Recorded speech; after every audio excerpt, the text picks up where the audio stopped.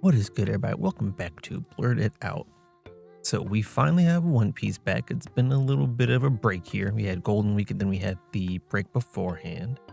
We back with 1114, and it's a pretty solid chapter, especially with the cliffhanger we were on last time with 1113. So of course we're going to talk about that. We're going to talk about some of the seasonals I was talking about last time, and I actually have a collab I did not too long ago that I'm going to be uploading to both the main channel and the podcast channel. Of course, first we got to get a word from the sponsors. You are now listening to the Blerd Out podcast, which is available on your favorite podcast websites like Spotify, Apple Podcasts, Google Podcasts, and more. Check the link in the description or search Blerd It Out wherever you podcast, and you will find greatness. Episodes are also uploaded on my main YouTube channel at Tyrant King Kuma and on the official podcast YouTube channel at Blerd It Out Podcast. And if you're not caught up with the most recent chapters or episodes, please note there will be spoilers ahead. Oops. Spoilers.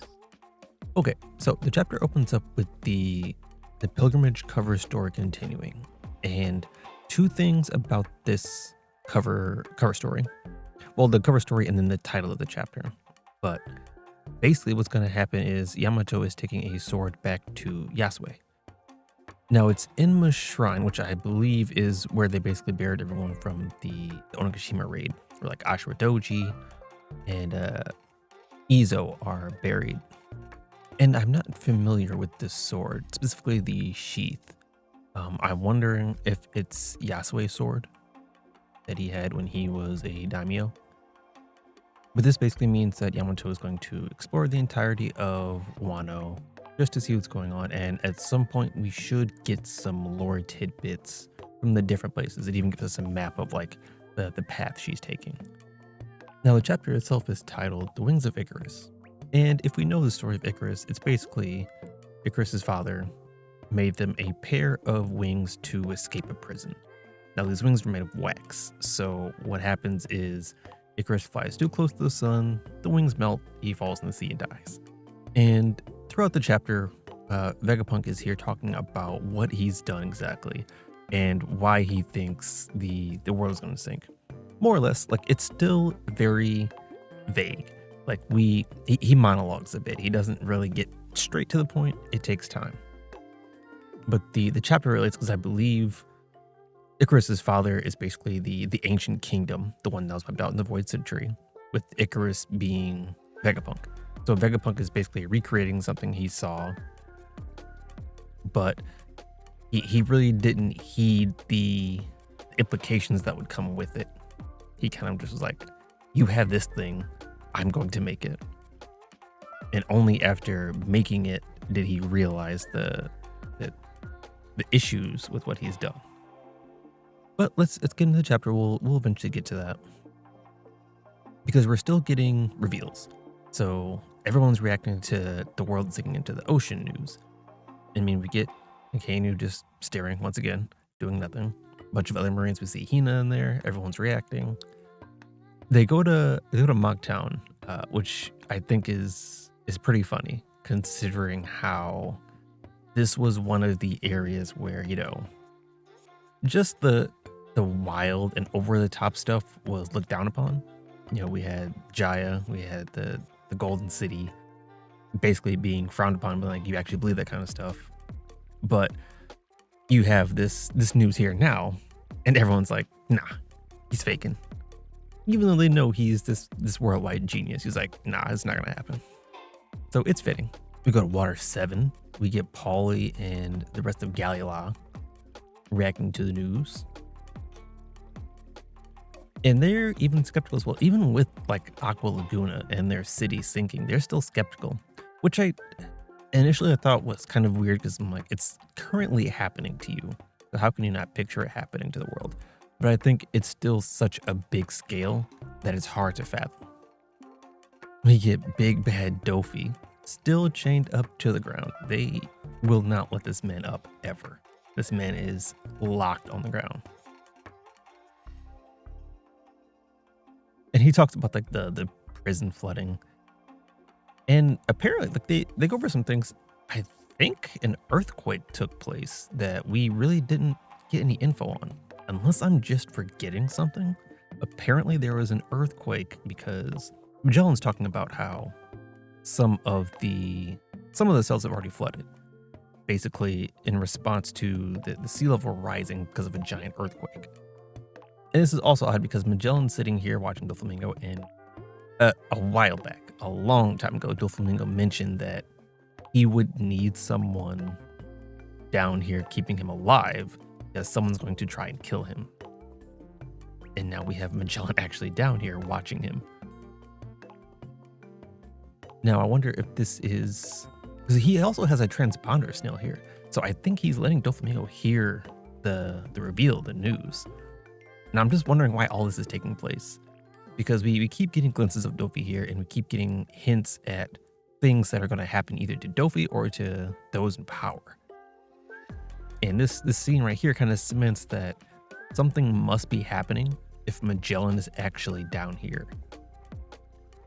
And Doflamingo even mentions that if the sea level is rising, then we should just go somewhere high up. And he obviously knows that, you know, the world leaders are living on top of the red line. He knows about the Listo dragons. He is one. So he's like, I wonder if there's a place we can all go that would survive the world sinking. We get a little shot of Fishman Island. They're reacting to the news.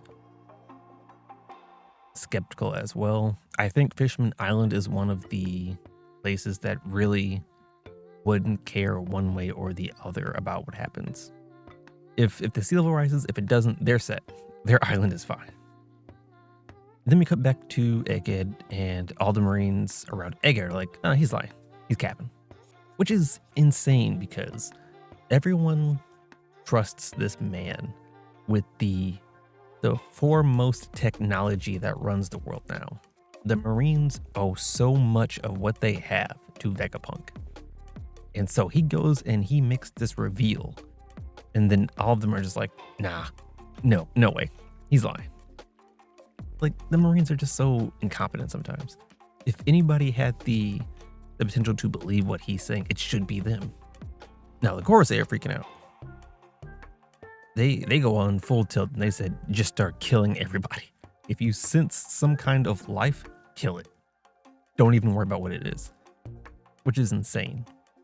This makes me think that they are aware of what's happening here, because they switched from, you know, let's try and pinpoint it, let's find it, let's turn it off, to kill everything, make sure this broadcast ends. So this is definitely information that they are either like aware of, or they had the idea of and just didn't have confirmation for some reason. York is zipping around with a weapon. I'm not entirely sure where she's going or what she plans to do with it. I know she talked about not racking up more sins, but I don't think we've gotten any clarity on that. And based on what Vegapunk is saying, he recently recorded this video. I initially thought that it was something he recorded like a while ago in the idea that he might get killed, but he recorded it very recently. It's like, because they talked about the earthquake just happened. Because you have Smoothie reacting. She says, is he talking about today's earthquake? He says a few days from now. So he recorded this probably within this week. So like within, I'd say 3 to 4 days, he had recorded this.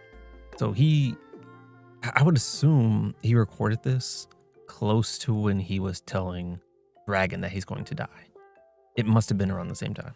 Like, I thought this was a bigger contingency than it actually is. This is really recent. And as Vegapunk talks about what's happening, he talks about the earthquake happening and what the ramifications for that would be, which is the sea levels rising by 1 meter. And just by the sea levels rising, some places will become inhabitable. And as he says that, we get a panning shot of one of the places that has become inhabitable. We have people in boats. You can see the water level has raised, and it's up to like the balconies of some houses. So the effect has already taken place just like he predicted. We even get Long Ring Long Land in like one little panel of them just reacting. They don't even say anything, they don't even do anything, they're just reacting. Oh, he stopped by Aokiji Hasinoshu. They also seem lost, which goes into my theory that Blackbeard doesn't know as much as we might give him credit for. But I talked about that a little bit in the collab. Check out that video and you'll see what I'm talking about there. But Vegapunk basically says, if the earthquake doesn't happen, ignore what I'm saying. If it does, then you desperately need to listen to every word I say. And this also adds a little bit of insight to this, because had this message like popped off before the earthquake, there would have been so much backlash as to not believing it. Like, the fact that the earthquake happened as the sea rose gives a lot of credence to what he's saying. Had this not happened, it would have been so much easier to dismiss. So the timing is like chef's kiss, perfect. And he makes sure to mention that the earthquake is not a natural phenomenon. Something caused the earthquake. And I believe what he's hinting at is the mother flame, which is at the end of the chapter, is the cause of the earthquake. It's like, it's not a natural phenomenon because technically I caused it. And as he's talking, we get a panel of Saturn, who's basically going in berserk mode again, trying to get past the Straw Hats. He doesn't even care about Bonnie anymore. He's trying to get rid of the signal. So he's just eating shots, charging through them. Basically like, I'm out of here. I got things to do. And because they're still trying to make sure that none of the technology gets destroyed, they can't just blow anything up. They have to actually go there, find the source, and make sure that they keep everything else intact. Now, Saturn eventually reaches the room where the mother flame is being held, and it's this giant container with it looks like a little flame, like a little, if you think about One for All, the last images of One for All, it looks almost like that. But when you look at Saturn comparatively, it's like as big as his torso. So this is a pretty decent sized flame. And if you look at the imagery itself, and you compare it to, which a lot of people have done already, but you compare it to what NL was looking at in his cover story series, it's basically the same thing. Like, there's so much you can say that was foreshadowing, wasn't foreshadowing, was seen before, wasn't seen before. This is like a direct correlation between what we see in NL's story and what we're seeing here. So much so that we're probably going to have so many theory videos just pointing that out. Like, if you hadn't already seen Skypiea make a resurgence, you're going to see it this week. Guaranteed. But Saturn switches to his human form. He starts like smashing the computers and stuff. I honestly don't know why. Like, he goes in here and he kind of reacts to the mother flame. He's like almost in pain when he sees it. And he shouts, "Not yet." Like, he's acting so weird as soon as he came into this room. Because their goal is to kill the transponder snail. They want to kill the transmission. Why is he breaking things in here? Like, none of these things are snails. I mean, it's possible he's looking for the snail, but based on how at least Mars works, they can sense things with Haki pretty decently. There'd be no reason to smash up a machine unless he actually thought the snail was in there. And we also get the Iron Giant moving still. And they're trying to bring it down. They can't. It's basically invulnerable. And we have to remember that this is the ancient technology. So this is the egghead of the past. So the things that might work on it, or might work on, maybe technology that the pacifistas aren't gonna work on this guy. Now, the Iron Giant wasn't supposed to move unless it had the proper power source. And initially you would think that's the mother flame, but the mother flame has been here the whole time. And I believe the Iron Giant reacted when Luffy went Gear 5. So it might be the Drums of Liberation. It might be reacting to that the same way Zunisha does. We've yet to fully see what's happening there or what it's doing.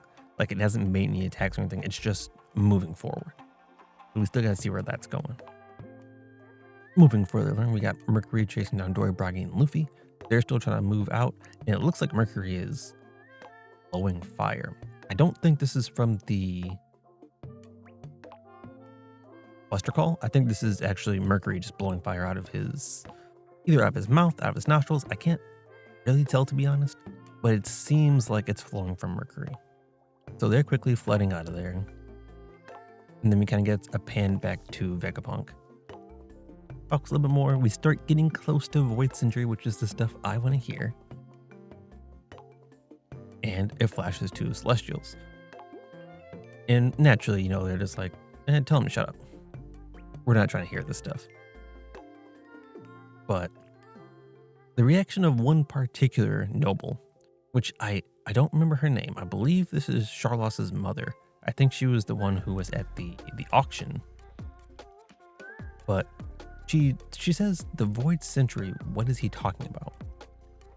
So I honestly wonder if the Celestial Dragons, I mean, it wouldn't be surprising, but I think they have little to no knowledge of A, what makes them Celestial Dragons, and B, what they came from. Like, they were literally just told, you are the top of the top, and they accepted it. No questions. Didn't worry about it. I'd be curious to see if she looks into this. Actually, I'm gonna look her up quick. Because it very well could just be like the design of some of the one, oh, here it is. Shalria. Saint Shalria. I think this is her. Don't know of any other celestial dragon that looks like this. But yes, I want to see more of what she's thinking on this and why she isn't reacting like the rest of them are. Vegapunk was on to talk about the poneglyphs being the only source of knowledge of the Void Century. And as he's talking, we get a pan of Saul just chilling, laughing, and listening. An unexpected check-in with Choo Choo and the mayor from Orangetown, who were all doing well. I see that Choo Choo has a little statue in the back and stuff, but they are pretty much clueless on any of this. She's reading a book, like there's a little girl here reading a book about the old world, and the mayor's kind of just like, like they don't have a whole lot of insight. They're just looking into it. We get a little bit of Amazon Lily just reaction shots, but we talk about, or Vegapunk talks about everyone being eradicated basically for looking into the Void Century, trying to decipher poneglyphs. Vegapunk straight up says, yeah, I studied it. I ignored every government basically request to not do it, and I did it anyway. And I did it with the help of the O'Hara scholars. Now, it doesn't say O'Hara scholars. He just says exceptional archaeologists. Why he doesn't say O'Hara, I'm not 100% sure. We all know that O'Hara was looking at, well, actually, do we know? I know we know that O'Hara was looking, or the world knows that O'Hara was looking into things that they shouldn't be. But it's entirely possible that it wasn't mentioned what. And Vegapunk may be like, you know what? I'm not going to name drop in case that puts a bad rep on them, specifically Robin, who we get a panning shot of as he's talking about that. Meanwhile, as Vegapunk's still talking, we get an extension of the clouds where the sun is. So where Saturn was, where he like dashed through and where like Nami, Robin, or whatever it is, the clouds extend. And this is the work of Edison, who's basically trying to make sure that they can get off the clouds without destroying the boat. So he extended it so basically when they jump off, they land in the water, they don't smash on the island. And then back to Vegapunk again. It's very much like a back and forth of things happening. Like sometimes it'll be Vegapunk talking, other times we'll actually be seeing action within the story, and then back to Vegapunk talking. Sometimes it's a mixture of both. And Vegapunk talks about only knowing a small fragment of the Void Century. Now, the entire tale of the Void Century comes from Laugh-Tale, or at least the connecting pieces that you would need to put this story together come from Laugh-Tale. So that information O'Hara never had. The only people that still have that information would be the Roger Pirates. And of the ones that are still alive, basically Rayleigh and Crocus, that we know of. And he mentioned something that I talked about a few times in like earlier chapter discussions, which is that Vegapunk isn't going to say things with just speculation. He's only going to talk about facts. And that's what he says here. Like, there are only certain things I figured out. Anything that I don't have like factualized, I'm not going to talk about.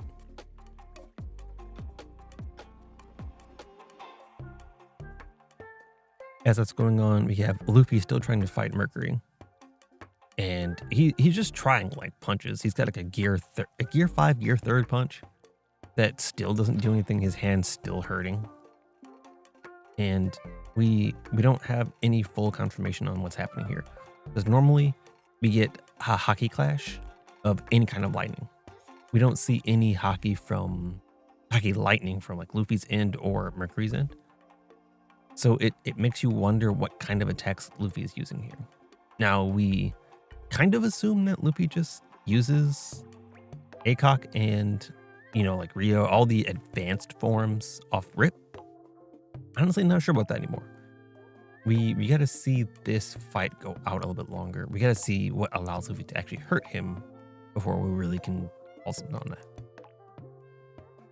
But the finalized thing that Vegapunk talks about is that there was a person born 900 years ago in the Advanced Kingdom. And that person was Joy Boy. Now, Joy Boy, just like Nika, which is to indicate that there's at least 3 iterations of this Sun God epithet, where you have Sun God Nika, Joy Boy, and Luffy. But Joy Boy had the same abilities that Luffy does now and that Nika was prophesied to have or thought to have. The reveal is that he was the first man to take the seas and be called a pirate. So he was the first pirate among pirates, which would explain why he has the biggest treasure. He was the first pirate. But that is a huge reveal in itself. Because you gotta think about that. Joy Boy was born in the Void Century, in the Ancient Kingdom. So he comes from this land that's supposed to be similar to Egghead as far as like advancements go. Which explains a lot of his actions, pretty much. You have Noah, the creation of that. You have the ancient weapons, which had to have been created in the Void Century and could very well have been products of the ancient civilization in some way, shape, or form.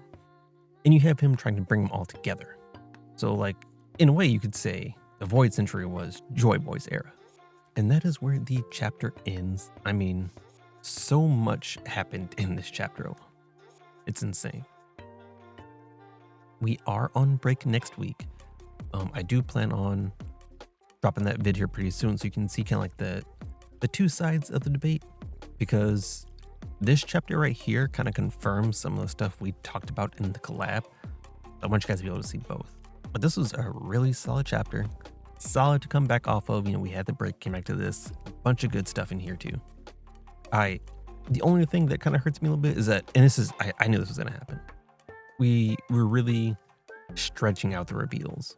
Like a lot of Vegapunk talking here is less reveal, more kind of like fluff to stack up the reveals. I think we're going to get like 1 or 2 more chapters of this before everything makes a cohesive story. Honestly, we might even go into flashback territory. But all in all, fantastic chapter. Moving on quickly to the seasonals. I think I talked about that chapter for a very long time. Longer than I normally do. But like I said, a lot of good stuff there. The seasonals. So I kind of ran down the list of what I was going to be watching as far as like this term of seasonals. And I think I have my like set list of watching, the stuff that's fallen off and the stuff I'm going to wait on. So Mysterious Disappearances, it's staying. I actually started this new anime called Newgate, the Newgate. I'm enjoying that. So I think I might have that on the staying roster. Kaiju number 8 staying on there. Loser Ranger staying on there. Level 2 Cheat staying on there. Those are definites. I'm enjoying all those, having fun with all those. I'm gonna keep watching those. Windbreaker is still iffy to me. Like I'm not ready to let it go yet, but I'm not like itching for the next episode. I don't know if I ever talked about it, but I stopped watching Ninja Kamui. Honestly, I wasn't as interested in that initially, and just seeing how everyone is just upset with it, I don't even want to bother with it. I'm also cutting out Remonster for now, because I see some bad turns on that, and I'll probably still go through those. if they're not like popping, I can go through them anytime and not have to worry about spoilers and stuff. I can put those to the side, come back at a later time. Those won't go anywhere. I watched snippets of My Hero. I want to see Stars and Stripes. I'm gonna probably watch snippets of like the next couple episodes. I'm not gonna watch like full episodes of My Hero. Like, not only have I read it, so I know what's gonna happen, I'm not super interested in reading this part again because it's kind of mid. But we good. Also started Unnamed Memory. Now, I'm not enraptured in it yet. I've only seen one episode, so it's still going to take some time, but I don't know if that one's making the roster or not. And then I also have Reincarnated Aristocrat on the docket. I saw that looked kind of cool. I might check that out as well. So far, I think Mysterious Disappearances and Kaiju number 8 are my favorites of this season, of the ones I've watched, which actually brings me to Slime. I keep seeing things about basically they've just been having meetings for the past 5 episodes and nothing has really happened. Nothing has happened action-wise. I'm sure it's still like really solid story-wise. Like, it's probably building up to something really good for the story, but people are just, people want action. People want to see stuff happen. But I think that means I'm just going to wait on Slime like I was planning on it. I'll just binge it all at once, or at least binge it closer to the end. Otherwise, though, that's the list. I think I might knock one more off. If it's either going to be Windbreaker or Unnamed Memory. One of those might get knocked off the list. Otherwise, the rest are staying on. Might knock them off the list, to be honest. I'm not sure. I need episode 5 of Windbreaker to capture me. 5, 6, wherever we're on now. I need it to capture me pretty much in order for me to keep going with that. And then Unnamed Memory, I needed to do something in these next few episodes that kind of captures my attention.